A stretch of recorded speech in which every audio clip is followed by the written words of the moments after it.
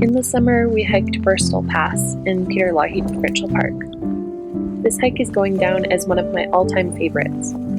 It starts out on a gentle incline along an old forested road which takes you past Burstall Lakes on your right. Of course, we had to stop to let the dogs take a dip. Maybe I'd go over to England.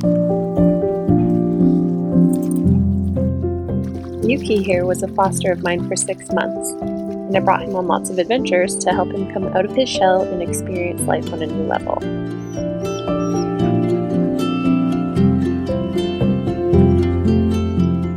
Taya, the shepherd, is also a trusty hiking buddy of mine, who I once fostered a couple years ago until a good friend of mine adopted her. She's the best hiker I know, and I love that her dad lets her join me on so many adventures. We continued to the flats section that consisted of braided streams. For this section, you will have to wade through the water, so I recommend bringing some sandals for the crossings. There are lots of little signs throughout the flats to let you know if you're going the right direction. And if you look to yourself while you're crossing, you can actually get a view of Robertson Glacier. Once we were through the flats, we began to climb through the trees. The climb continued until we reached a beautiful meadow, and from there we found ourselves climbing once again.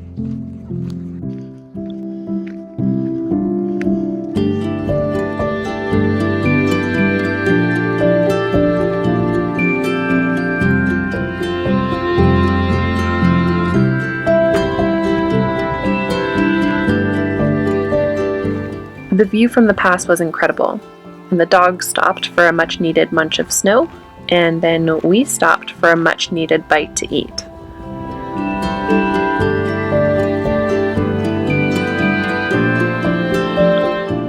We watched a storm rolling in from the west, and then we decided that it was time to leave. But as they do, the storm caught up to us quite quickly. Alright, time to outrun the storm.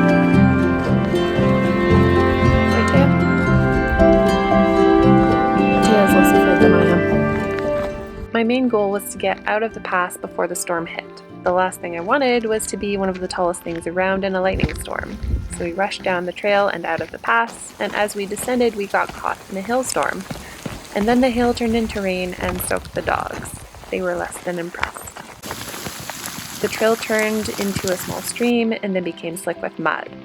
I fell enough times to coat my shorts in a thick layer of mud, so once we got to the flats, I spent some time washing my clothes in the icy water before throwing them back on for the final descent down the road. The storm stalled over us for a couple hours, making the latter portion of the hike a little sketch for my taste, but we made it back to the car and the pups had the nap of a lifetime in the back seat. Despite the misfortune of walking head-on into a thunderstorm, I give this hike a solid A+.